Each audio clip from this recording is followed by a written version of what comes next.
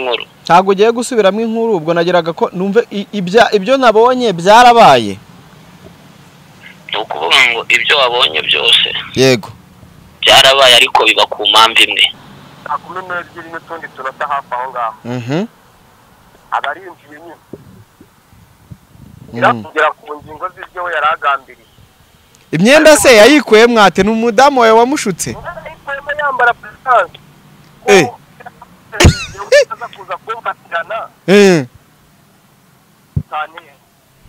Ariko ubwo madamu wa yaramaze urumva madamu wa yaramaze kumwemerera ko bigiye kuba. Niyo yaramaze kumwemerera ko bigiye kuba ari kumva niba nari ndi mu cyumba se byari kuba. Bimenya gute se ko ibintu byabereye muri bo yuko arona kari yaragize n'ishaka ryo kwambura vuba vuba yambuye hari icyo yabonye kandi hari icyo agiye gukora. Nyine yabonaga icyo agiye gukora tuzi neza cyane ko umugabo akeshi akunda no kwambura nyuma y'umugore. Genda samuratsinze icyo ngukundiye uri umuntu mugabo urugendo rwiza kandi urugendo ruhire. Reka nizere ko mumeze neza cyane abakunzi b'urugendo online TV bari mu bice bitandukanye mu Rwanda cyangwa se hanze y'u Rwanda. Imana ikomeze kubarinda cyane. Turagarutse n'ubundi tugarutse mu rugendo rwacu tuba turimo umunsi ku munsi. Nitwa Samu Gakire bandi mu rugendo ndi kumwe na Jerry n'ubundi ku buhanga bw'amajwi ndetse n'amashusho. Uyu munsi ukaba twongeye kwakira Karosi Yesu ashimwe. Sahimbazwe. Karosi biva ku izina kurota. Haryo ubwo nta bintu werutse kurota noneho turotorere. Nta nzozi. Inzozi. Byanze bikunze umwana w'umuntu agomba guhinduka. Nitwe tugomba guhindura isi. Yego. Okay, ni byiza cyane. Karosi rero dukunda kuganira n'umundi ku bintu byinshi cyane nk'umwe mu bahanuzi bakiri batariko bamaze igihe kinini. Navuga ko maze igihe kinini kuko nimba umuhanuzi burya abazi imyaka iri muri 20. Urumva hari ibyaba yahanuye bakamutera amabuye. hari n'ibyo hari ibyasohoye. Hari nibindi abantu baba bagitegereje by the way. Nk'ibyo wampanuriye nanjye ndacyabitegereje. Ariko birenda bimwe byarasohoye. Bimwe byarasohoye. Hari ibyasohoye hari nibindi ntegereje. Okay, ni byiza cyane. Karase niwe muntu twongeye guhura akaba umuyobozi w'abacuzi mu minsi ishize twari turi kumwe n'ubundi twebwe wenda hari imvugo dukoresha cyane kuri YouTube ibintu biba biri ku mihanda bicicikana byose tukabizana hano ariko by the way nago dufata ibintu biri ku mihanda ngo tubizane tugiye gusenya ahubwo tuba turi kubaka tukubaka igihugu cyangwa se tukubaka umuryango cyangwa se tukanubaka n'umurimo w'Imana kuko hari aho buri gusenyukira ku ruhande rumwe kuko nugucunga. Ndabizi ko abantu baba mu murimo w'Imana murabizi cyane udacunze neza urarangira. Cyane cyane ko abakozi b'Imana satani bibategitinze cyane. Yuhanura yuri umunyamasengesho yuri umuririmbyi ngeranga abantu niyo mpamvu abantu bakunda kubona umukobwa ububa muri korari amaze imyaka yitonze yasambanyeho rimwe inda ihitigwamo. Inda ihitigwamo ukibaza ukavuga ko hari umuntu hori ubikora buri munsi adasama. Uyu munyamasengesho wacu kwari tuzi. Ariko nanone nibyo tuvuga ni Imana ibigira ngo yereke na babandi bereke ko Imana ntago ibangikana. Ntago ibangikana kandi ni warayihaye warayihaye. Uranakunze ntuza Michel zigira inshuti nuvuga ati ntago waza hano ngo uhimbaza Imana unaje mu ngutiya. Rero ntago bijyana. Hitamo mu ngutiya. Bibigiye gito. Cyangwa suze ukorera Imana umaramaze. Kimwe gusa. Ese karo birabungubu biriho ko birashoboka ko umuntu ashaka kumaramaza. Muri minsi birashoboka kuko abantu bose ntago bapfuye. So no kuvuga ngo iyo ukennye uba wumva yuko abantu bose ari abakennye. Iyo uri umukire uba wumva yuko usibye ko nta mukire wemera undi. Abakire burya ni abantu bakunda gupingana. iyo uguze indege we aba yumva yagura icyogajuru niyo mpamvu ubona amamodoka ubu abantu baremera bakajya mu myenda y'amabanki kugira ngo atere imbere arajya mu muhanda abona umuntu ufite imodoka y'ikitabashwa akavuga ati ndusha iki nawe akemera akajya muri banki agahita ako nanabikunda barihangana ryiza riza n'iterambere kuko nanone nimba umuntu ajyanye umwana we kwiga mu Bwongereza ukamujyana kwiga muri Amerika nkeka ko atabari ishyari ribi ni ishyari ribi kubera yuko ni ryiza ahubwo dore impamvu ari ribi nge nshobora kuba kakire aguze jipe nziza nanjye nkumva nagenda nkagura V8 ariko akeshi wowe mbere yuko gakire agura iyo modoka ye yateguye umushinga nuko iyo modoka wenda inywa ategura umushinga waho azakura essence ariko giye kuko nyikubonanye ntazi n'ibibazo ifite cyangwa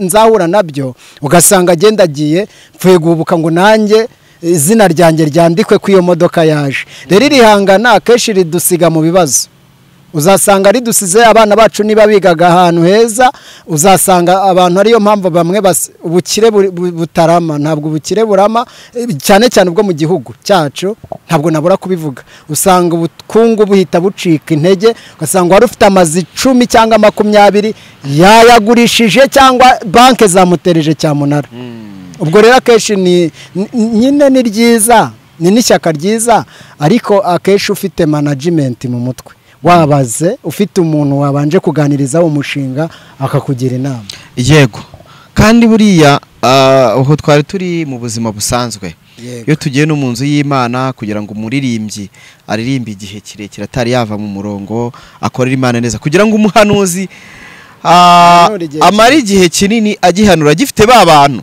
kuko ari igihe uhanura ufite abantu gahitinga bikazageraho abantu bose bakagucikaho mpamvu baducikaho singuce mu ijambo no kuvuga ngo ubukarose akizwa banziho kuba wenda ntabwo banagiraga banziho ko n'icyaha nakirobanuraga nkanagihiga uranzi urabizi naje kubacuza urabizi gowe wasomanye gwino niba banziho iyo mpano abakristo iyo mpano urazi ko wenda imbamo niba nyifashe mu kwanga kwiteranya nkahita nyiryamisha abantu bajyaga baza nubeje bo ndaro bahagaze kwa gatano ati Imana ndashima Imana ati karosi ko akiri wa wundi ako karubira bintu byawe byo gukabya ariko ntago kandi waje umenya kuri Kigali none si Kigali ushaka ko abantu baza mu cyumba cyo nta muntu numwe umvaze n'umuntu yahura n'undi akamusoma kwita mu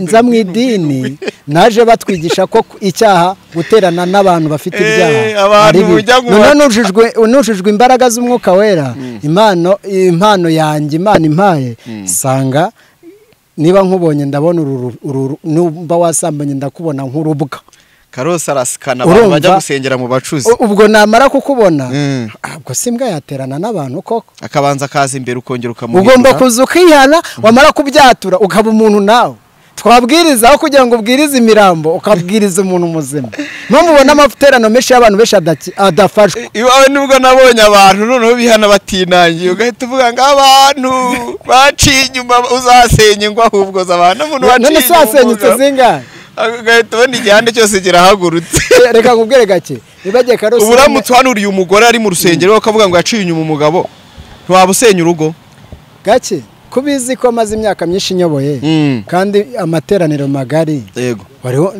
wari wumva yaza kuri kamera bavuga ngo Karosi ngo yatumye ntandukana n'umugore kuko nako n'umugabo kuko nagurutse nkatura ubusambanyi iyi Mana yemera ko watuye ikaguha imbabazi hari n'imbaraga ikoresha kugira ngo izibanganye cya kimenyetso kugira ngo abahanuzi baba bakwiye no gusenga Imana ikabaha ubwenge nyine ni nabwo tubura ushaka kuba ufite impano ariko ntuba ufite ubwa bwenge bwo kuzikoresha neza njya guhamagara abantu buriya nk'ubwenge haguruka abasambanyi nibahaguruke abasomana bahaguruke abantu baroga abantu bagira gutya nuko mba namaze gusenga nkamenya amakuru iyo utazi amakuru rero washoka ukagwamo nicyo kibazo buretse bitari byancika umuntu bita Ezekiel muhanuzi rukundo Ezekiel ndanakeka ko ndi mu bantu banamushyize kuri YouTube bwa mbere mukuyi wawe yego yahashe nk'umukozi w'Imana haraboryo umuzi turaziranye cyane turi n'ishuri umuzi utembere ko nkubaza iki kibazo Zikeri muzi ari umuhanzi w'umuhanuzi w'umuvugabutumwa yego ibyo bintu byose yabikoraga neza n'ubu kandi abikora neza yabikoraga neza uwo nabonye haragiyeho yaravangiwe hagiyeho indi titire asigaye ari ikintu umunyamakuru kandi ubaye umunyamakuru ugomba gutwika kandi iyo utwitse uri umuhanuzi harashya nyine wahashya nabi nawe ugahiramo Bibiliya iravuga ngo ntawe ukeza abami babiri nta wakwivanga na politike ngo anajye muri politike y'ijuru hari amaleta abiri reka mvuge leta y'ijuru na leta y'isi iyo ubaye umuntu wivanze mu maleta abiri akenshi ushobora kubahisha imwe indi ukatuma mugirana ikibazo kanze nkwegere hano banza nkumvisha hari ikiganiro nabowe narembonye nimugoroba njeka ko kuva ari inshuti yawe utabara kuba ubizi twumve akantu gatoya propagande we n'umugore we ngiye kubona mbona umugore aranyandikiye wayezekiye ni none se ko ngushaka ndagenda ngezeyo umudamu anzanira fanta nyimara kuyinywa nahise negama igitotsi kirankubita noneho nanguciye mbona nambaye nk'uko navutse rukundo amagaze hejuru afite icyuma rukundo Ezekiyeli buretse ibi bintu wenda ndaza kubwira abantu uburyo bimeze iki kiganiro ni ikiganiro umuntu yatangaga ubuhamya bw'uburyo rukundo Ezekiyeli ngo yamutekeye umutwe bakamufatoye n'umugore we agiye ngo gusambana ibi bintu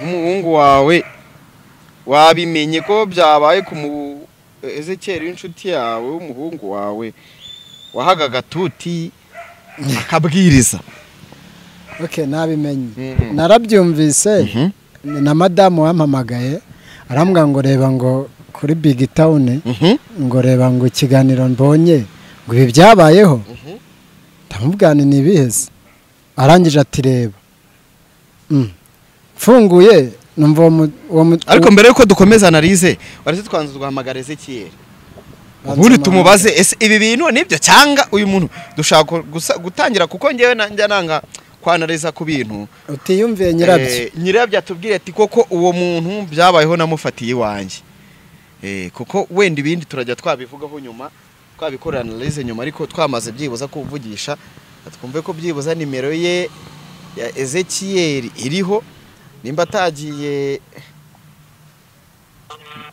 mu butayu.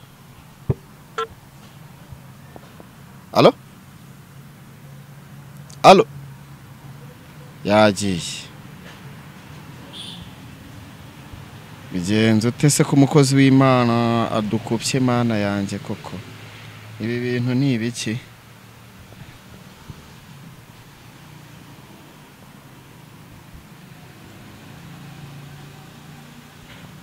Alo Ezekiyeli karame ese ashimwe ayimbaje igakire muvugana umeze neza ngwamagaye ndi mu kiganiro hari inkuru mbonye nayibonye nimugora kuri Big Town uvuga ko uyu mugabo ngo wamufatiye wawe mu nzu yambaye ubusa niko bimeze n'ukuri cyangwa nagatwiko? uko n'ukuri wamufashe se hari icyo yakoze cyangwa wamufashe hari icyo agiye gukora? imigambi ye ntabwo yari bwayigireho nta kintu yari bwakore. Yego ko muri gahunda iyo gahunda yari ayifite. Ibyo yari yapanze n'umugore wawe cyangwa se ni kwe ku giti cye? Bo bapanze n'umugore ariko umugore atabirimo agira ngo amugerageze cyangwa agira ngo amurebe nk'inshuti yawe kuko ngo yarasanga ari inshuti yawe mujyana gusenga.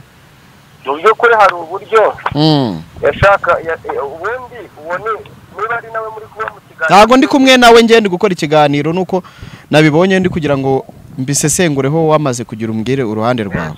Yari inshuti yanjye. Ahakureye mu buzima bumwe agakiza kiwe nari nkazi. Bose mu buryo bugaragara nari nzi ko ari inyangamugayo. Ariko yabanje gukora ikosa rya mbere yamenye ko ntahari ajya mu rugo atunguranye. Ubwo ari kwitwaza ngo yari agiye gusenga amamesaje ndayafite. Ibyo yiyandikiye kuri Facebook ya madamu. Hanyuma rero agezeyo biba ngombwa ko ashaka gushyiraho imbaraga kuko ibyo yari asabye madamu yari abimwimye. Yashakaga ko baryamana. Yego. Ashatse gushyiraho imbaraga madamu yitabaza abaturanyi ndetse n'umwe mu nshuti zanjye witwa Damuru. Arangije uwo mugabo nyine aragenda. Nyuma yaho rero aza kongera gushotora nk'umuntu utaranyuzwe iki byose. Ariko madamu yari yarambwiye ngo runaka buriya ni inshuti yawe, inshuti yawe yagufasha. Ni ukuvuga ngo akantu kuko madamu wawe yamuretse akajyayo karo ko kugira ngo amufatire mu cyuho. 12 n'utundi tunota hafi aho ngaho. Abarinjiye nyine. Irakugera ku ngingo z'ibyo we yaragambiriye. Imyenda se yayikuye mwate n'umudamu wawe wamushutse? Yayikuye yambara presence. Kuza kumfatirana. Ariko ubwo madamu wawe yaramaze urumva madamu wawe yaramaze kumwemerera ko bigiye kuba. Niyo yaramaze kumwemerera ko bigiye kuba ari kumva niba nari ndi mu cyumba cyumva byari kuba. Ayamba akuramo utwenda rakira hari ubundi yambara presence. Harya n'umukozi w'Imana n'umuhanuzi n'umuvugabutumwa niki? Ni babandi twakwitungirwa abahanuzi wasurumva umukozi w'Imana ugira iyo mico akageraho ayambara na presence mu rugo rutari urwe urumva koko nawe. Ubwo agakingizo ari yanakazanye. Yari yaje atuzanye dutanu turadupaki twatwo. None ko mwamuhemukiye. Ubone bari my love. Ezekiye komera rero nuko nagiraga ngo umpamirize ayo makuru nuko narindi kugira ngo bikore ikiganiro mbyanarizeho ubwo urakoze nzagushaka dukorana ikiganiro cyimbitse. Nta kibazo rwose. Kandi abakunzi b'urugendo basuhuza babwire badusure kuri Kiranuka TV. Sawa. Ngayo nguko. Ubwo hano tuba tugira ngo tubanze dukora ibintu tubizi neza. Urumva ko amakuru Ezekiel avuze ari gutandukana nayo umugabo yivugiye. Umugabo wavuga ko yari yapangiwe. Kandi Ezekiel ahamije ko ari inshuti ye bajyanaga gusenga mu butayu, bajyanaga kugira ute. Akavuga ko Ezekiel yamupangiye kugira ubwo nanamwaka bimwe mu bikoresho byo mu rugo kugira ngo amubabarire. Urama firigo, urama televiziyo, urama ndetse n'ibindi bikoresho kugira ngo nkubabarire ngo yamuciye 800. Birangira muhaye 100. Ariko urumva ko nubundi oya ngo nta kintu yamuhaye yaramubabarire. Yamuhaye 100. Kuko ngo mu kiganiro usibye ko tutari bujye muri byinshi. Yego. Iki kiganiro Ezekiel yakoze asobanura no kuvuga ngo yavuze yuko ngo yahamaga abaturanyi ngo akaza kubona yuko ngo abo baturanyi biwe ngo batahava gusa ngo yahamaga abayobozi b'isibo ngo ubwo rero ngo arangije ngo abonye amarira ngo umugore ngo ari kurira ngo ahita ngo avuga ngo jewe ngo nabampemutse ngo abana banje ngo bawe ngo bagiye mu buzima bubi ngo bajya bahura n'abanje ngo bagahita bavuga yuko ngo rukundo ari wahemukiye se ngo ubwo rero ngo tushaka ngo amafaranga yamuhaye rero ngo amuha 100 ngo ayatuma mwe mu nshuti za zura mu rukundo ngo bari ujya kuyazana ngo kugira ngo ahaisha agaciro umugore we nabyo mu kiganiro. Ariko reka turebe wenda ku mpande izi mpande zombi tuzirebe uburyo ibintu byagenze twumve ko harimo umutego wa Ezekiel n'umugore bateguye umuntu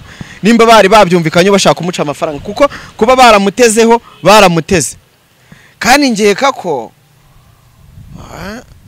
ahubwo ari imitego abagabo benshi bayigwamo ariko rero gakire reka nkubwire nimba ari mwene iyi mitego ngo kugira ngo urebe ko umuntu ari inshuti yawe wabonto ubwo urambwira ngo umugore wawe yahamagara umugabo akamubwira ati ngwino yagiye kandi uwo mugabo ari inshuti yawe abagabo bahakana ibyo bintu ufasha abagabo 5 wasanga batarenze 20 gaki sekere ndamuzi urabizi ko yajyaga nankorera kuri Kanani TV urabizi ko niwe umuntu wankoresherezaga ibiganiro ataragira iyi cano atarayijyaho yego turaziranye rero so n'umugore we turaziranye ndetse n'uyu muhungu n'uyu mugabo turaziranye kuko niwe wamunzaniye uyu bavuga ko bafatanye presidence 5 yego nawe turaziranye baramuteshe nawe namukoresheje ikiganiro kuri Kanani TV bose turaziranye kuko uyu mugabo yazanye n'umugore we n'umwana baza gukora indirimbo muri studio yanjye n'umuhanzi wawe zihimbaza Imana yego yahakora indirimbo zigera muri 3 niba atarenye mu rugo azanwa na Ezekiel nk'umuntu Imana izamuye kuko uyu nawe yari inzahari yari umukene afite ubuhamya bukaze bukomeye rero nka Ezekiel wamuhuje n'abanyamakuru aranabivuga no mutipe Ezekiel byaje kuzamo we avuga ko amugiriye ishyari kuko amujyanye kwa Sabe umutipe atanze ubuhamya ari kumwe n'umugore we aba diaspora baramwikundira baba mama miliyoni baramumenera tu bamuha amamiliyoni none ngo Ezekiel asabye ikiganiro kwa Sabe bamwima ikiganiro bamwimye ikiganiro undi nawe ati rwose se nibiki arabinginga ngo bwa mbere bagiye bamwima ikiganiro bwa kabiri baramuga bati tuzakora ubutaha nuko birangira ro wakibuze kwa Sabe urabizi ko abantu benshi mu bihe byashize barwaniraga kwa Sabe kubera bageragaho bakabaremera pe niwe rero amaze kugira amafaranga abwireze kera ati ndashaka gukora indirimbo studio njya gukoreramo indirimbo zanjye abaramamaga ati mfite umuhanzi muzane ntimuzane amuzanye ahibanza gukora indirimbo 2 nyuma koze indirimbo 2 ahita aza bongera kuzana na Papa Boringo urabazi bose baza none bamufasha indirimbo imwe aza kubaha 2 barangije kumufasha urumva nawe umuntu wakennye avuga ati rero nta kindi ngura reka mbahe 2 abakubise Papa Boringo inote y'ibihumbi 2 akubita wa Ezekiel inote y'ibihumbi 2 je twaranatambikanye na Ezekiel amaze kuyamuha arimo ambwira ati ndebera ati koko mu Imana izamuye gutya abamunkubise inote ya 2 ndamugane niko abantu bakira nyine niko bigenda atubwo nyine niko bigenze arambwira ati nyine jewe nyine nuko ariko jewe iyo bifu nahubwo naratunguwe numvise ko byabaye ko bose bari amashuti harimo n'uyu nguyu ujya ukora ngo kusesengura kuri ntuze ko Juste ni timu nini ya Ezekiel ajya afasha kujyana ku itangazamakuru noneho ubwo birangije uyu rero ejo bundi tubonye iki kiganiro ndaribajije kore wa Ezekiel Imana itaramuzamura umugore we yacuruza wenda yari umuntu wikorera ukora ibintu by'amamiti unique yabaga ari mu gashyashya hirya madamu akorera kuganda kamabuye tutikeze se gute umugore kutuvuga ku ruhande rwacu kugira ngo umugore mugera ahantu mutereta ari umugore w'umugabo muvugana kuri telefone mukagera ku rugero rwo kugera ku ngingo y'ubusambanyi ko biba byanyuze mu mpande zombi kuko ntabwo wagera ku rugero ubwira umugore ngo umugabo wawe niki tugere ku busambanyi bitanyuze mu nzira ndende agire n'ubwazi wari inshuti y'umuryango agire n'ubwazi wawe twaye udukingirizo rero ni ibintu babyanyuze heshe wenda abantu nabonye nyine ako gatipe bakatatse ariko twikumva uruhande rw'uwo muntu gusa ahubwo tunareba ibintu birimo nk'abakozi b'Imana ese Ezekiel Bibiliya iravuga ngo umuntu urumva ntiyari aratubwira ko atasambanye ntabwo yasambanye ntibasambanye n'umugore we. None niba atarasambanye ko birivuga ngo umuntu naguhemukira muteze mwene so mumuhugure nka mwene so, wimuteza public wimujyana mu itorero. Reba kakanya Ezekiel wenda aterani yahamaga ubuyobozi bwa leta, kwiyamagaye ubuyobozi bwamagara inteko uba wamaze gushyira umuntu hanze. Noneho bigeze ku rugero umuntu mwasangiye ubusa muraziranye gakire, tuve mu bintu by'agakiza. Bantu ndababwira ngo mbere yo kukizwa banza ugira ubumuntu, nugira ubumuntu biragutera impuhwe, nugira impuhwe urareba uyu muntu ugiye kwambika ubusa.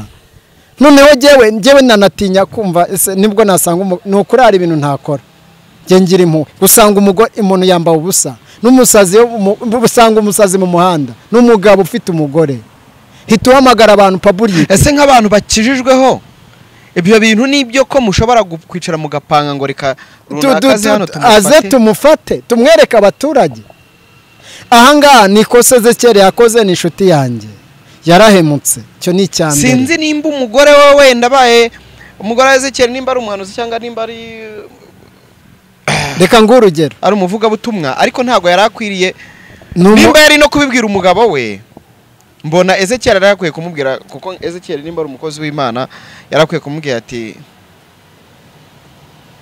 mwihorere, cyangwa akazamuhamagara akanamuhugura we n'umugore we. Ibi nta byabaye gakire. Ikibazo gihari cya Ezekiel yakoze yihuse we n'umugore we, kandi bigaragara ko birimo imipango. No kuvuga ngo nanjye wampangira gakire umpamagaye naza nzi ko ndi inshuti yawe. Icyo ni unabishaka watuvuga ko ngufashe ku ngufu. Iyi mitego abagabo benshi bari kuyigwamo n'abagore benshi bari kuyigwamo. No kuvuga ngo uyu mwanya ikibazo gihari Ezekiel wafashe umugore nako mugabo wundi mugore kandi w'inshuti ye urakabikorera umuntu utanazi, rakubwira ati ni agakiza kakizwa ndabizi agira gute. No kuvuga ngo uyu mwanya ibyabaye ni misiyo naka gatwiko kwa kagatwiko kajemo n'itangazamakuru. Emi nawe ngo yarahamagawe Emi nyawe yarahamagawe muri uko gufata uyu mugabo. None kandi akandi kantu tuza kurebaho, Ezekiel wari wagize ishyari nkuko umwana w'umuhungu uyu mugabo abivuga, wajyanye umuntu kuri YouTube agahita azamuka agacuruza botike, kandi Ezekiel akiri ku nkoni. None akabona namukubise ibyo bibiri muri studio kandi aramuhamagaye ngo amufashe indirimbo. Ese aho ntitwasanga harimo ishyari ntanyumve nabi. Eske iri shyari niba ryarajemo ntabashe guhamagara wa wundi ngo wenda baganire ku icyo kibazo. Umugore noneho nanjye byambayeho, umuntu w'inshuti yacu yaranyandikiye umudamu wari wanatufashaga nk'umubyeyi, arambwira ati umugore wawe wajya bigukorera neza. Ni ukuri ni sawa ntaribi. Nanjye byambayeho, nibwo ni urugero ntanze. Anyandikira kuri WhatsApp akubwira ko yabigukorera neza kurushaho, ndumva nabishatse mu buryo bukomeye. Byabayeho arangije aranyandikira ati mugabo wanjye kandi yagiye mu kazi aza yananiwe n'ibiki ati rwose ati nonse ati kandi abuntu buto ya nkamwe nyine bibarinza ati basi se yari yakora ibi nibi ati isoko reka twe kuvuga byinshi ni hatari ati yari yagira gutya na gutya nyine twebwe turacyari bato ariko byabaye urumva ni umubyeyi wacu arasa n'undi yari ari mu ruhande rwa mama kuko niwe watubaga hafi uhereye ndi umusore kugera nshatse ni nawe muntu wari inshuti ya madamu yari umurokore kandi yarabyaye inshuro ziri 6 yari umurokore w'umuhanuzi ngo birangije aranyandikira ati se wene urumva nta kibazo aturumva wagezemo madamu arimo arateka mu gitondo icyayi nyine niki urabona abantu bagikora amakwe baba bakiri intuzi arangije ati none se wateza akamoto hano iwanjye sheri ntabwo aza none kandi ndumva nasaze ndi kugurumana nasaze urumva ati nanakwigisha uko uzajya ubimukorera urumva ndavuga cyangwa nawe wari wateze oya se buretse wumve nyine tangije ubwo ndashakaga kuvuga umutego mutindi bano bantu bashobora kuba harabaye gutega uno musore uno mugabo ntabimenye birangije umugabo mitambwira umugore ndavuga ni nase ubwo koko urumva ntabamemukesheri ngo nyine ngo wenda kwigisha uburyo uri bubikore ngo ariko nanjye murira ikibazo twarimo twandikirana kuri WhatsApp ndamubwira yewe ntago nabikora nibwo nibaze ndi umuyobozi wawe nkaza tukabikora nubwo se koko nagaruka imbere y'umugore wanjye nkamuvuga ngo iki arangije ati ubwo reka mpamagare sheri ati ndumva nasaze napfuye ndangije umugore wanjye ndavuga ni kuko njye nigishijwe ko ikintu cyose wereka madamu wawe mba ndamubwira ni sheri ngwino hano ariko nturakare ntiwakisenyera buretse nturakare ni sheri nturakare ubanze usezeranye ati ndarahiye ntabwo ndi burakare ni sawa ni dore mama runaka ni ibintu yanditse ariko ntitwandikiranye ariko nturakare mbangiye muri WhatsApp ndabimweretse arasoma arangije arambwira ati disuzi ko hari yagize irari ni yego ubwo rero ntago bikuraho ko ari umubyeyi wacu ni nta kibazo ati Imana imubabarire ati Imana imubabarire yakomeje kuba umubyeyi wacu yagomeje kuza mu rugo numva tumenyaga mu buzima busanzwe ariko nazi ko icyo kintu gishobora kuzabaho arangije ndavuga ni sheri ni ukuri nta mpamvu kwanga umuntu nawe nyine byabayeho nuko tuguma muri ubwo buzima bwacu bisanzwe ariko duhita tumumenya ndamubwira ni sheri uyu muntu ntabwo nzongera kumuha umwanya wo kwandikirana ngiye twirinde nuko akomeye kuhugure agire gute n'ubundi aramusangaga ati kubaka urugo bigenda gutya gufata neza umugabo bigenda gutya niki mbivugiye iki rero uyu mugabo nawe niba ari amafaranga yashatse kuri bose ndabazi rwose niba ari amafaranga yashatse kuri uyu mugabo nagerageze basahitana njye navuga ngo mu gukizwa no kwezwa nk'abahanuzi bombi yego nibasabana imbabazi byaje kuri kamera banabisabira ibi mbizanye njyewe ibiganiro nkora ngira ngo mba ndi gushaka uko byibuza na wa muntu nyir'ubwite nakira bavuga ati aba bantu wenda nubwo bavuze ibi ko njyewe nta ruhande mba ndiho ariko byibuza tujye tunasoza tugira abantu inama byari bikwiriye kugenda gute uriya mushuti wa Ezekiel nk'umugabo mugenzi we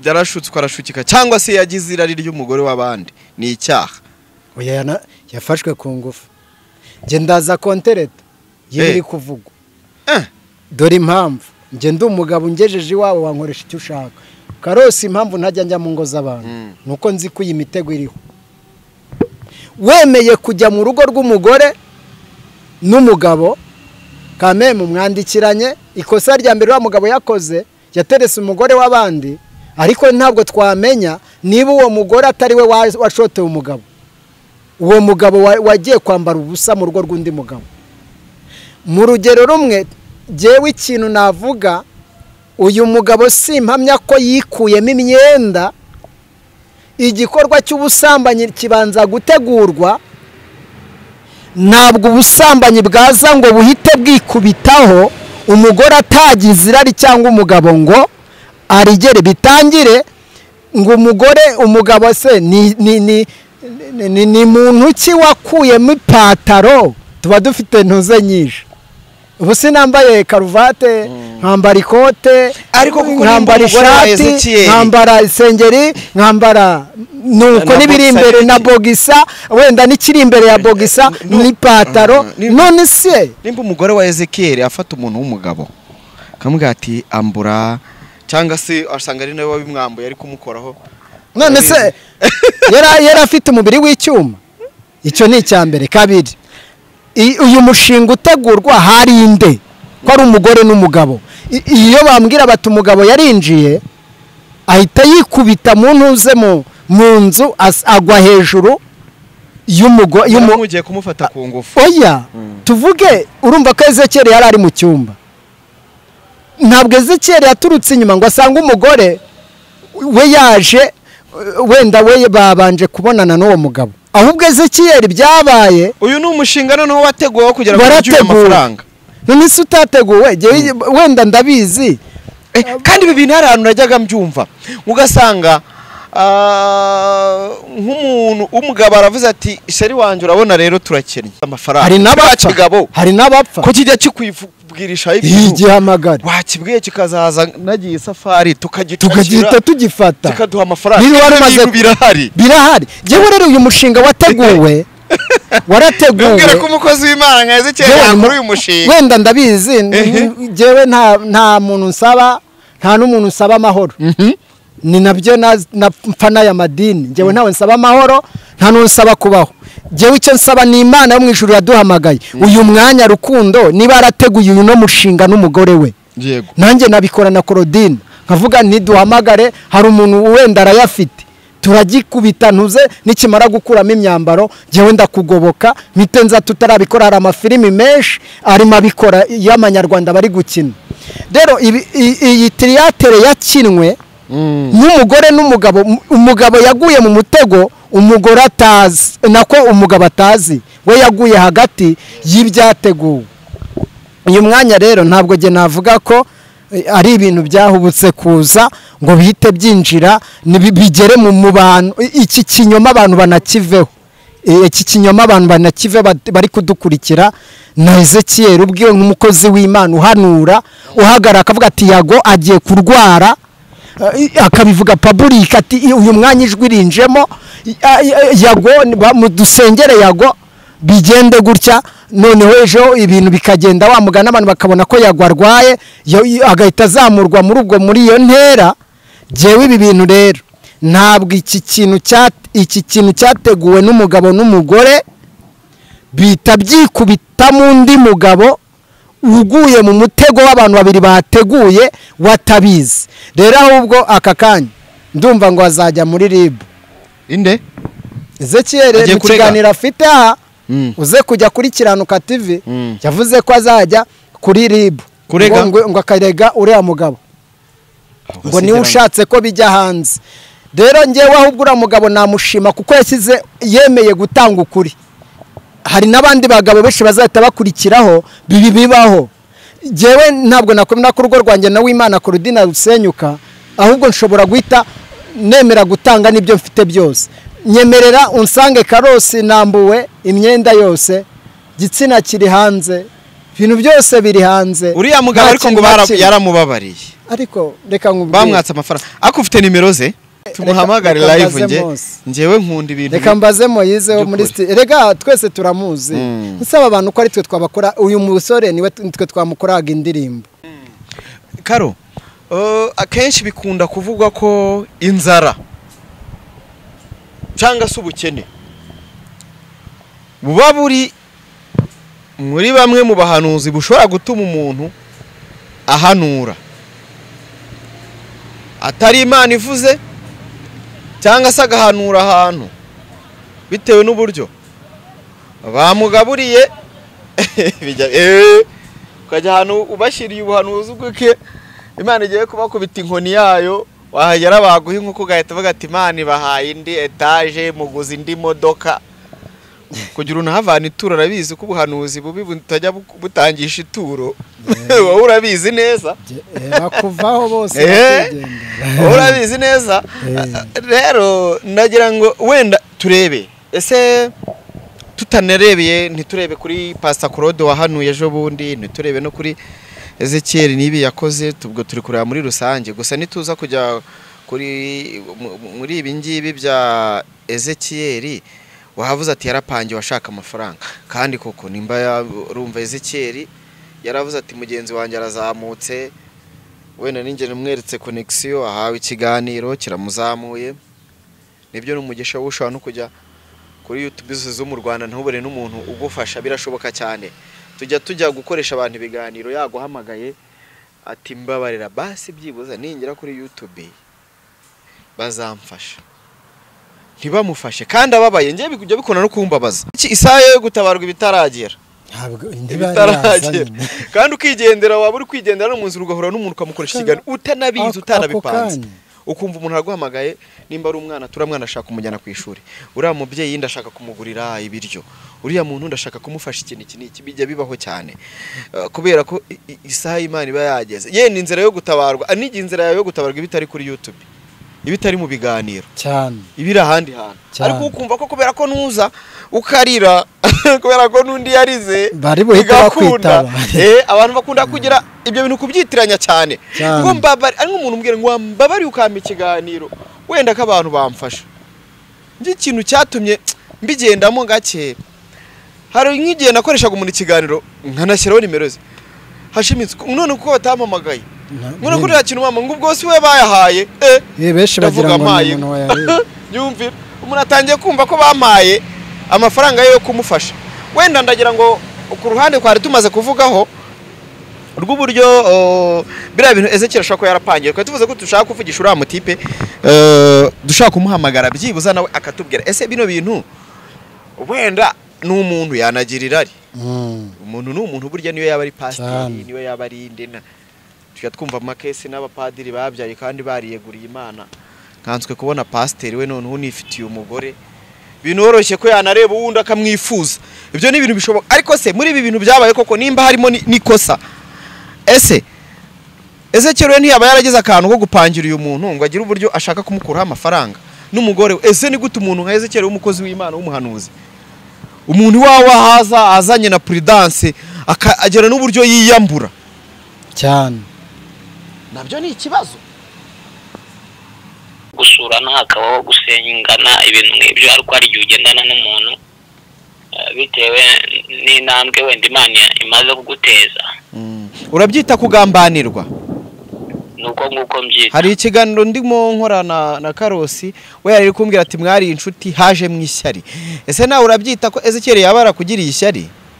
Ese niba Karosi muri kumwe muganika uko studio yabagiwe mu rugo kariho twajyaga dukorera indirimbo, ibyo twajyaga tuza n'iki byose, wenda hari nandi n'ibindi bintu wenda ku ruhande yizibwe ku giti cye, kuko burya umuntu niwe ugenda niwe ugenda avuga uko abishaka.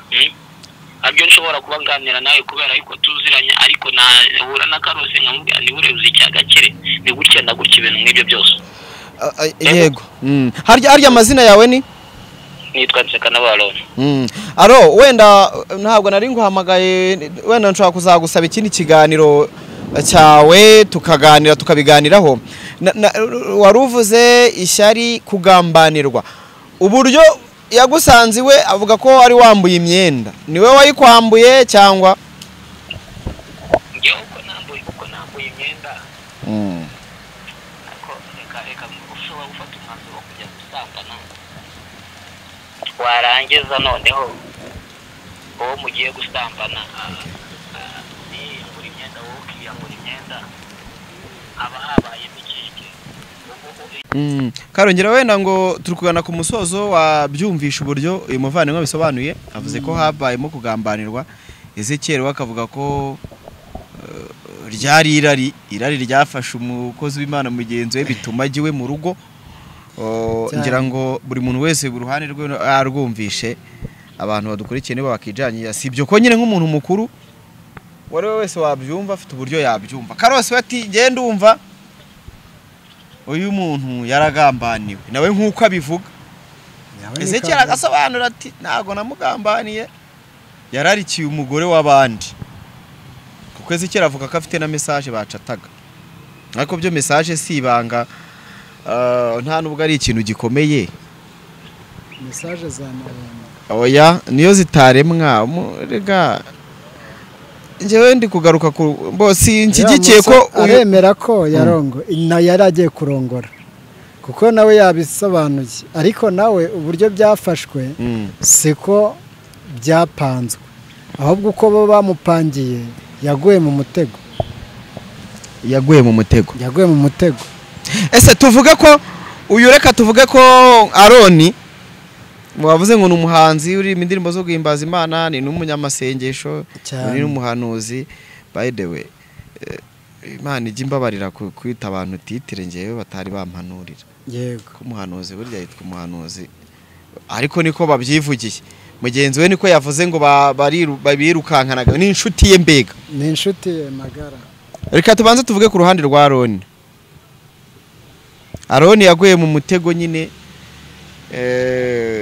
wirari, yabuze ubwenge. nkuko tuzi ko bino bintu byo nta muntu watera undi buye, kuko tuzi n'abantu bibiri tubwira abagabo Imana yishimiraga bose bagiye bagwa mu mutego y'abagoresha. Ntago rwose Aroni we sinakurenganya nimba baranagu uyu mutego urakomeye, nta muntu utawugwamo. Ahubwo reka turebe akantu abantu twari turi kuvugaho, kuko nimba ari n'umutego, ese uyu mutego neze cyeri wari wawuteze cyangwa se Aroni we yawuguyemo kubera irari rye? Wenda ni kwa kundi umuntu wese ajya gusambana agafatwa, cyangwa se bibaho ngo afatwe, cyangwa se yarapangiwe neze cyeri, wenda umugore yagenda amukuruza ka karimi karyoshye nta kibazo. Kundi umuntu wese ugenda ukururwa n'utwo tuntu azagushiduka yisanze kwa Ezekiel nk'urugo n'undi yari asanzwe agendamo. Nimba yarapangiwe n'umugore wa Ezekiel, ese uyu mugore w'umuhanuzi we upanga ibi bintu yaragamije iki? Yaragamije kwereka umugabo we ko atamuca inyuma? Ntago byaba bigezwe naho uzana umugabo mugenzi we akambura ukabona ubwambure bwe. Ese yambuye wowe uhagaze? Iki ni ikintu cyo kwibazaho. Uyu Aroni yarifasha kuramwa imyenda undi acyambaye, undi yambaye, kuko nimba ari igikorwa cyo kuvuga ngo ugiye kwambura nanjye nambure, tugira ibyo tugiye gukora. Ubwo iyo byise gusambana, yego ntabwo wasambana n'umuntu yambaye, n'ugusambana. Nimba yarakenyeye n'ibitenge, ubwo ngo abantu babiri nibo basambana, n'ugusambana undi agasamba. Ubwo rumva abantu basambana bambaye barambura. Ubwo nyine no kuvuga ngo nuko ari uruhande rwo kubika. Ubu ngubu nimba bavuga ko koko uyu nguyu yiyambuye imyenda akutumvise, avuga ko ngo bamuhaye fanta. Iyi fanta yari irimo ibiki? None se ikindi yamusinzirije kugira ngo koko Ezekiel bahakana ko batatanze fanta ngo baroge uwo mugabo. Si uko umurogo ushobora guha umuntu na feneriga harya nyine nabyo barasinziriza. None ubwo no kuvuga ngo niba bahakana ko batamuroze, ni gute? Ese imyenda ye ninde wayikuyemo? Ninde wakuyemo imyenda? Niwo wayikuyemo. Ngo wayikuyemo yambara puridanse, kandi tuzi ko umugabo ntabwo wajya kurarikira utakoze ku mugore. Ninde wakambara puridanse umugore bagiye gukorana? Wenda abantu bakoresha puridanse n'abasambanye barabizi. Ninde muntu ushobora kuvuga ngo ambura imyenda yawe yose uyikuremo unambara agakingirizo? None ngo aramubwiye ngo nyine ngo abyikorere, ngo busenga ibintu byose, ngo aranapfukama, ngo apfukama mu maguru ye. Ubwo rero ngo umugore ngo ari yegamye ku rukuta, we acyambaye nyine ngo wacyambaye gake. Abantu nyine bagiye gusambanana birashoboka, cyangwa bahamagaye abantu ahubwo umugore amaze kwambara. Bimenya gute se ko ibintu byabereye muri bo, yuko Aroni yaragize n'ishaka ryo kwambura vuba vuba, yambuye hari icyo yabonye kandi hari icyo agiye gukora. Nyine yabonaga icyo agiye gukora. Tuzi neza cyane ko umugabo akenshi akunda no kwambura nyuma y'umugore. Ko nyine ubwo abantu nta byinshi twavuga. Ubwo aho hantu biraza kumvikana neza, nimba kuko ntabwo nibanga ryabo yabyumva ngo uriya yaragiye arambura imyenda yose ayikuramo anambara n'agakingirizo. Ariko ibyo bintu byose twabikubiyemo ko ngo hari uburyo abantu bashobora gushaka, mu buryo bwo gushaka ko umuntu abaha amafaranga. Hari n'abavuga ngo hari abatanga amamodoka, abantu barabizi. Abari kureba iki kiganiro bose nzi ko hari nabo byabayeho. Umugore n'umugabo bicara bagapanga, barabikora, bagapangira umuntu bakavuga ati kiriya kigabo nyabona kikureba ukuntu wowe uzagishuka, wowe irekure tu irekure, mujye mucata ibintu biri romantike, noneho izashiduke yageze hano. None se reka ugendeye ku bintu wari uri kumbwira, biriya bintu uriya mudamu yari ari kugucatisha, bibaye byari n'irari cyangwa se bikaba nawe kwari ukugupangira, bavuga ati dore wa muhanuzi mwirirwa mwemera, singuye umufatiye iwanjye. Ese ubwo umuntu aramutse akuvuga ngo iryanyishe, ndashaka ko nyine nkwereke uko robine ziba zimeze, uzabikorera umugore wawe. Umugore wese kera ashobora kuba yaracatishije uyu yamutayemo ibintu nk'ibyo bimupayura. None se nyine ikibazo gihari, abantu bajye banakurikirana ijambo ry'Imana. Niba Ezekiyeli ari umukozi w'Imana nibyo kandi ni nawe, ariko nyakuri bave mu isi bajye bashake ubwami, kuko ubwami ntabwo butwemerera gushyira umuhanuzi mwene so hanze. Ni ugupfa, iyo upfuye hari ibyo upfaho. Niba koko yashutswe akagwa mu mutego, ntabwo nkawe wahita umushyira public. Urumva uriya burya aravuga ati jewe yahise abijyana hanze, ati naramwishyuye ariko agomeza kubivuga hanze, ati numvise byageze hanze n'ubundi njya kubisobanura. Ni ukuvuga ngo rero byanze bikunze aba bantu babiri ahubwo ubu umuntu wabazwa ukuri kugashyirwa hanze. Umugore wa Ezekiyeli, umugore wushinjwa niwe muntu ushobora gushyira uko kuri hanze. Umugore wushinjwa, umugore wa Aroni wanasanze ubwambure bw'umugabo we. Ese yarahamagawe Ezekiyeli ngo ahamagawe uwo mugore uriya mugabo. Nawe mbwira uri umugore w'umuntu ako Ezekiyeli nimba ariko se ryari ribaye ugasanga umuntu wawe ko kubwo bwambure ngo amubujije kwambara ngo bazahamagara abantu bose, wenda ugaca ibituka mukubitiraho ukamubwira ati ntuzagaruke hano, ariko atari uguhura ngo yaramubwira yajyaga kwambara ngo agahita amubwira ngo wibeshye wambare, ngo arabanza ahamagara paburi. Nawe wibaza ubuyobozi bwo hanze mu mudugudu, imyenda bari banayigize bari bayikuyemo bayijyana hirya, ni yambaye ubunuze nyine, inzira iruzura, urugo ruruzura, ubwo bintu ibiteye isoni biri hanze. Ikindi kibazo kiri ngo na puridasi kiri muri umugore wa Ezekiyeli nawe ubwo urumva ko afite umugore w'umukozi w'Imana kamemo. Birababaje kubwira umugabo ngo ngwino hari ibyo ngiye kuguha yahagera harimo ihohoterwa. Oya agenda byumva nk'ihohoterwa. Dusoze. Ezekiyeli uramugiriye ihe nama nk'umuhanuzi? No gusaba imbabazi. Je ntabwo ndi burebe ngo ariko umbwire ku mpande zombi nyine wabanjaroni yego Aroni wavivogereye yakoze ikosa, ariko ntituzi iryo kosa aho ryavuye. Niba hari umunyamafaranga kuki bamuhamagaye kandi ari abantu bari bafitanye ibibazo? Iri shyari rirazwe, ishyari ryabo rirazwe turiziho. Yego genda bivuga nk'ubiziho, ndabizi nyine numvise ngo mvuze ngo nanjye nagutwika yewe natwitswe n'abatagira ingano. Ntabwo ubuje mfite ikibazo cy'uwantwika, ahubwo nigeze no kumuhamagara Ezekiyeli arabyibuka. Nanarebe ndabizi iki kiganiro arakibona. Naramuhamagaye ndamuhugura ndamugani wa muhungu we genda gaki. Twese twageze kuri YouTube tuamaze imyaka myinshi. Rero ntabwo YouTube kuyijyaho si ibingibi bikorwa. Muhinzira uranzi ko ari we wankoresheje za 2010 na kangahe. Ndamugana umuntu agenda gakeya ugategereza uko areba n'abakuruta n'abakubanjirije ibyo bari kuvuga. Rero arabizi namugira inama nyinshi. Rero uno munsi gihe ikintu navuga kuri uriya umugabo wagiye mu rugo rw'undi ntazongere.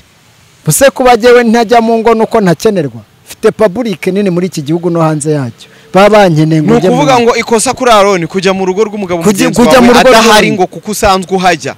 Yonyine ni ikosa. Ariko gake dore umutego wa kandi atanabizi kereka nimba aragiye kwa Ezekiyeli yamuhamagaye. Dore umutego niyo batubwira ko atari inshuti. Iyo batubwira ko urugo umugabo atarasanzwe arugendamo. Jewe nabyemera. Yarasanzwe aruzi. Ariko umugabo ubukene bwabo bwose babuziranyeho. Ntago umwe yajyaga kujya mu rugo rw'undi ngo abanze asabe oda. Yahitaga akajya kurya. Ntemera ko nyine kugira ngo umuntu abaga imyaka gwera muri basore kugera wubatse nawe yubatse kubona. Rero ntabwo ibyo byo kumva yuko yaje ntiyacinka amabere kuko n'undi urwo rugo rwagendwaga yarasanzwe arujyamo. Ubwo ahubwo none uwo mugabo amenye neza ko ibintu byahindutse ntagapfe gushoka mu ngo z'abantu. Ntabwo yagakwiye kugenda yisanzura mu gihe azi ko ngo hari mwiryo shyari we ntiyararizi. Ibi bintu nibanahindure jewe ahubwo mbwira ngo ni na WhatsApp abantu barahimba. Unashaka guhita afata WhatsApp muri telefone, tugira amatelefone n'amanimero menshi, bamanimero yaraje. Ushobora gufungura ntuzuga tushyiraho izina rya wa muntu ugahita ugira, kuko WhatsApp nibyo bari gukura kuri Facebook biri kugaragaza amazina y'ura mugabo, ariko ntibigaragaza ko ari amanimero ye. Ushobora guhita ufeka ugahita ushyiraho ibintu, kuko iyo umaze gufunguka ubwonko waritegura intambara urabikora. bivuga ngo bivuga ko uriya mugabo yari yanyuze kuri social media ahubwo kuntuze kuri Facebook kandi urabizi iyo nta bintu by'ibanga igira ibyo wanditse genda ndabibona iyo nje kuri ntuze yawe kuri box yawe ndabibona kuko iyo nta banga igira si WhatsApp ngo wenda ugire biriya bintu ntabwo wapfa guhimba ibintu wanabihimba ukandikirana n'umuntu washyizeho izina rya wa muntu ugahita ufotora utuntu uti dore ngibi byo twandikiranaga biriya bibaho rero ni ikintu navuga ngo ahubwo uno mugabo agira ubwenge ntazasubire mu ngo z'abandi namenye urugo rw'Imana amugire neza afite akabotike ntagafate neza agume mu kabotike ananyurwe afite umugore mwiza anyurwe nawe n'umugore mwiza muremure nawe rwarahiye none se gufatirwa ku mugore w'abantu ugira ngo urwe ni rwacumbye mw'umwotsi none shabyihorere uretse none imari y'abandi asanga abaturage baruzuye iboro yiwe iri ku karubanda yambo busa hose nawe hita ubishyira mu ntozi ubu ushushanya ari nka sheri wawe mutarana abana usange nyine aya jewe rero icyo navugaga abagabo bajye kwa muganga bisiramuze abagabo bose kandi kubera ko bagufashe byibuze wambaye ubususiramuye bigaragara uburyo byibuze bihengekereza hari uburyo n'uwabireba yahengekereza byibuze yakora ndi kwibaza umukozi w'Imana kwitwa umukozi w'Imana birahenze cyane birahenze niba abantu twita abakozi b'Imana abantu bavuga ko ari abavugishwa n'Imana wa mugani w'abarundi aribo bafite aya manyanga nibi byose ibikoryo byose ni nkubiri ubuse umuntu watwumva turi abakozi b'Imana turi abantu adakijijwe ibaze ngo akaza gukizwa ibaze ngo umukozi w'Imana tuvuye kuri Claude tuvuye kuri bande bose ibyo byose nibyahitinze nibyo biri guhitinga kandi abo ngo baraza tuvuye mu rugo rw'umukozi w'Imana agakingirizo n'umuntu wambaye ubusa niho biri none wishyiraho nibe no kukazana kari muri buwate hari yarakambaye ngo yari yagakwemo yakambaye ngo twari dutanu ngo kamwe yari yagakwemo yakambaye ngo kamwe yagakwemo ngo gatukura ngo yakambaye ngo kwiboro ugasego ngo kabyaramo nawe ari ubwawe waramuka cyakora na leta igihanira ibintu byo kuba wakora ibi nikoza reka ngushimire cyane wakoze impamvu naguhamagaye nuko urumuhanuzi ubimazemo igihe urabaruta ubukwiye tuba dukwiye no kugira inama tukanabivugaho n'abantu bakabimenya ntago tuzoya buriya ibyiza turabivuga abantu bakabyigeraho bagakomerezaho nibibi tukabivuga kugira ngo dukubitira ikinyoma nyine satani ntago tuzaduhishira ibintu bye ibyo bintu ntago ari ibintu byiza byabaye ku bakozi b'Imana niyo mpamvu tuba tugomba kubivuga tukabinenga mwembi je ntago ndi kunenga umwe ndabanenga mwembi abantu bari inshuti mukwiriye gushaka ibyo bintu wavuze muzashakane niyo mutakora ikiganiro ariko muzinga kuko ntabwo Imana ntagira bakwaje kuri YouTube ntago Imana izabyemera kuko mwaje kuri YouTube niba ugiye kurya umuceri ukazana kamera niba ugiye kujya he ukajyana kamera ukajya kurya ikigori ukajyana kamera ntabwo rero kujya kwiyunga kw'imiryango ibiri byabura kamera ahubwo je nasaba ko ibintu bya famiye bitajya bijya ku makamera ibintu bya famiye bya karoreka kugira ngo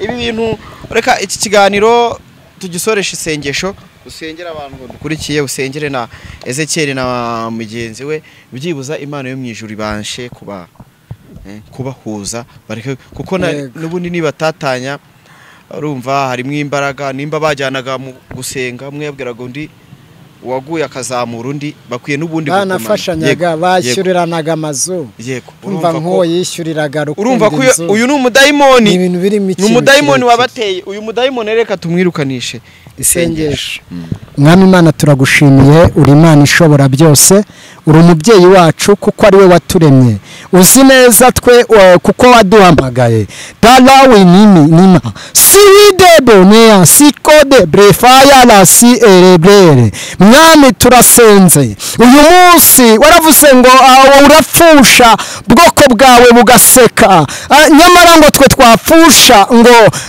tukarira anayigo fasha ubwoko bwawe buri gusebya izina ryawe kandi wigwatirize mu buzima bwabo bugingo bwabo wongere uburokore wongere wibutsa abantu neza yawe n'urukundo rwawe uravuze ngo munini yararimbye aravuga ngo nubona yuko mbyibagiwe uzanyibutse.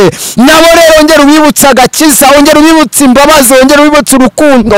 Kodini ni maso adabrizwe, turirukana imbaraga z'ikuzimu, ubutware bw'umwijima, abadayimoni babateje kudebilified, kurwana ndetse no gusebanya mu izina rya Yesu. Wigaragaze kuri bo, ubaho ubuzima bw'ubugingo, bibutse rurembo Siyoni, kuko ariko rwose twese turwanira. Mwami nyakubahwa, ugende kuri korode, umufashe muri byose, mwambike imbaraga naya dobide stide nayi wideva. Muri iki gihe kimugoye, iki gihe mwami kibonetsemo irivangirwa, gendana nawe umuhumurize, umuhe imbaraga, kuko hari benshi bagiye bagera muri iki gihe baragwa, basubira inyuma bajya gusoza ibyabavuze. Mwami bitagufitiye umumaro, mugenderere, muhe marayika wo kumurinda, bane n'aba bantu bose bari kusebya izina ryawe ku mbuga nkoranyambaga. Wigaragaze, dusenge abakurikiye iki kiganiro, ubarinde kuba nk'abandi, ahubwo ugaragare kuko uri byose. Turagushimiye ibyiringiro byacu bidakoze isoni abakwizera, bana natwe uduyoboreze ubugwaniza bwawe. Turagushimiye kuko bikoze mbanida ngoza ngeze nini avayre, tuwe kuba kuri wowe ndetse no guhishurirwa ijuru aho guhishurirwa iby'isi. Tugenderere kuko ushoboye, icyo ushima n'igikore tubisabye mu izina rya Yesu, amen. Genda samura tsinze icyo ngukundiye uri umuntu mugabo, urugendo rwiza kandi urugendo ruhire.